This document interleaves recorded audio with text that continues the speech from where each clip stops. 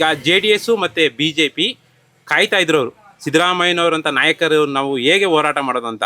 ಈಗ ಕಾಂಗ್ರೆಸ್ನವ್ರೆ ಅವ್ರಿಗೆ ದಾರಿ ಸುಲಭ ಮಾಡಿಕೊಟ್ಬಿಟ್ರು. ಸಿದ್ದರಾಮಯ್ಯನವ್ರನ್ನ ಸರಿಯಾದ ರೀತಿಯಲ್ಲಿ ನಡೆಸ್ಕೊಳ್ದೆ ಹೋದ್ರೆ ಕಾಂಗ್ರೆಸ್ಗೆ ದೊಡ್ಡ ಹೊಡೆತ ಅನ್ಬೋದು ಮೇಡಮ್.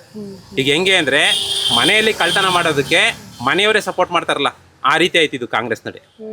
ಈಗ ಬೇರೆಯವರೇ ಸಿದ್ದರಾಮಯ್ಯನವರ ಬಗ್ಗೆ ಎಷ್ಟು ಗೌರವ ಇಟ್ಕೊಂಡವ್ರೆ, ಎಷ್ಟು ಒಲವು ಇಟ್ಕೊಂಡವ್ರೆ ಅಂತ ನೀವು ಅಶೋಕ್ ನೋಡಿರ್ಬೋದು, ಮತ್ತು BC ಪಾಟೀಲ್ ನೋಡಿರ್ಬೋದು. ಅವ್ರಿಗೆ ನೋವಾಗಿದೆ. ಇನ್ನು ಕಾಂಗ್ರೆಸ್ನವ್ರಿಗೆ, ಊರಿನ ಜನತೆಗೆ, ನಾವು ಓಟಾಗಿ ಗೆಲ್ಸಿರೋರಿಗೆ ನಮ್ಗೆ ನೋವಾಗಿದೆ ಮೇಡಮ್. DK ಶಿವಕುಮಾರ್ ಅವರು ಪಕ್ಷಕ್ಕಾಗಿ ದುಡ್ದಿರ್ಬೋದು, ಇಲ್ಲ ಅಂತ ನಾವು ಹೇಳಲ್ಲ. ಅವರು ಒಂದು ನಡೆ ಮಾಡ್ಬೋದಾಗಿತ್ತು. ಈ ವರ್ಷ ಪೂರ್ಣಗೊಳಿಸಿ ನೀವು 2028ಕ್ಕೆ ನಿಮ್ಮ ನಾಯಕತ್ವದಲ್ಲಿ ಹೋಗಿ, ನನ್ನ ನಾಯಕತ್ವದಲ್ಲಿ ಹೋಗಿ, ಸಾಮೂಹಿಕ ನಾಯಕತ್ವದಲ್ಲಿ ಹೋಗಿ ಪಕ್ಷವನ್ನು ತಂದಿದ್ರೆ DK ಶಿವಕುಮಾರ್ 5 ವರ್ಷದ ಮುಖ್ಯಮಂತ್ರಿ ಆಗ್ಬೋದಾಗಿತ್ತು. ಬಟ್ DK ಶಿವಕುಮಾರ್ ಅವರು ನಿನ್ನೆ ಹೇಳಿದ್ರಲ್ಲ, ನಮ್ಮ ಯಾವುದೇ ತೀರ್ಮಾನ ಆದ್ರೂ ಕೂಡ ನಿಮ್ಮನ್ನ ಬಿಟ್ಟು ನಾವು ಮಾಡೋದಿಲ್ಲ ಅಂತ ಹೇಳಿದ್ದಾರೆ. ಅಂದ್ರೆ ಸಿದ್ದರಾಮಯ್ಯನವರು ರಾಜಕೀಯದಲ್ಲಿ ಒಂದು ನಿಘಂಟಿದ್ದಂಗೆ ಎಲ್ಲಾ ರೀತಿಯ ಅನುಭವಗಳನ್ನ ಪಡೆದಿದ್ದಾರೆ.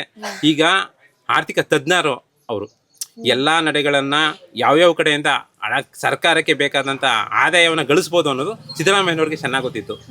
ಆರ್ಥಿಕವಾಗಿ ಅವರು ಹಣಕಾಸು ಮುಖ್ಯಮಂತ್ರಿಯಾಗಿ ಅನುಭವನ ಪಡೆದಿದ್ರು ಅವರು.